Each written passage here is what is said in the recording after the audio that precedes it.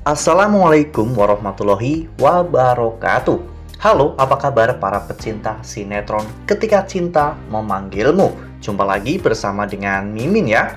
Seperti biasa, Mimin akan membagikan informasi-informasi terbaru mengenai alur dari cerita sinetron Ketika Cinta Memanggilmu, yang tentunya semakin hari akan semakin seru, semakin greget, dan membuat kita semua penasaran.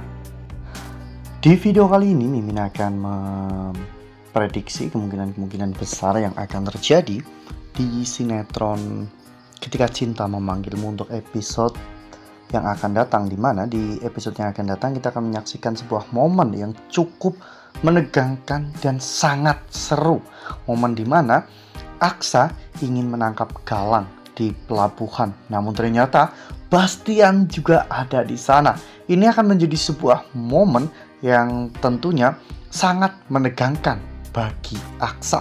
Nah, kira-kira apakah nantinya Bastian dan juga Galang akhirnya akan ditangkap oleh pihak kepolisian? Tonton video ini sampai dengan selesai ya.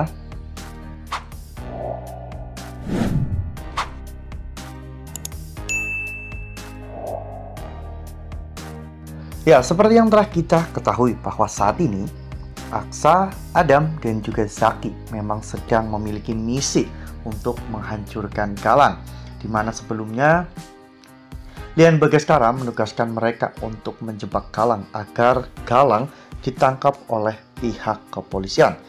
Misi ini akan sangat berbahaya bagi Adam, Aksa, dan juga Zaki. Oleh karena hal itu, Lian sempat mengirimkan senjata kepada Aksa untuk berjaga-jaga ya kawan-kawan, namun Aksa ternyata menolak. Aksa mengatakan jika dirinya melakukan hal itu, maka apa bedanya Aksa dengan Galang? Oleh karena hal itu, Aksa sangat yakin bahwa dirinya bisa untuk mengalahkan Galang tanpa menjadi seperti Galang.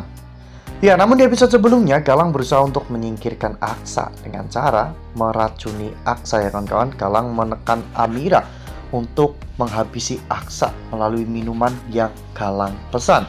Ya, jika Amira tidak mau melakukan semua itu, maka akan banyak nyawa yang terancam, terutama nyawa dari calon anak Amira, nyawa Bastian, Reno, dan bahkan orang-orang yang berpihak pada Bastian, termasuk Adam.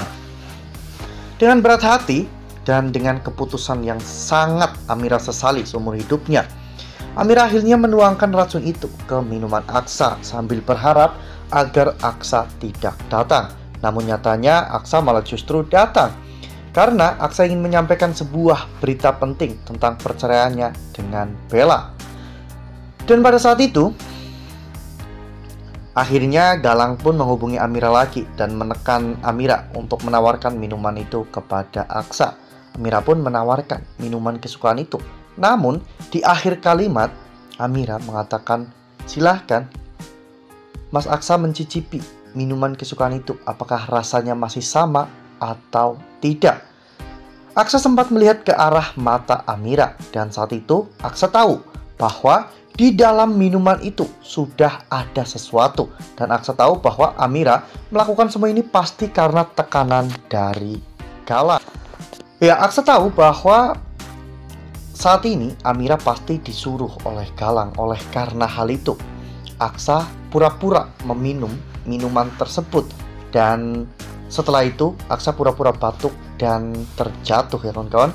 Amira pun langsung menghampiri Aksa. Amira menangis dan memeluk Aksa karena Amira berpikir bahwa Aksa itu telah meninggal dunia. Namun ini justru cara Aksa untuk mengelabui Galang. Saat itu tiba-tiba Aksa membuka matanya dan memberikan kode kepada Amira bahwa dirinya baik-baik saja. Dari sini sandiwara Aksa dan juga Amira pun semakin berlanjut ya kawan-kawan. Karena akhirnya Amira tahu bahwa Aksa masih selamat, Aksa masih hidup dan baik-baik saja.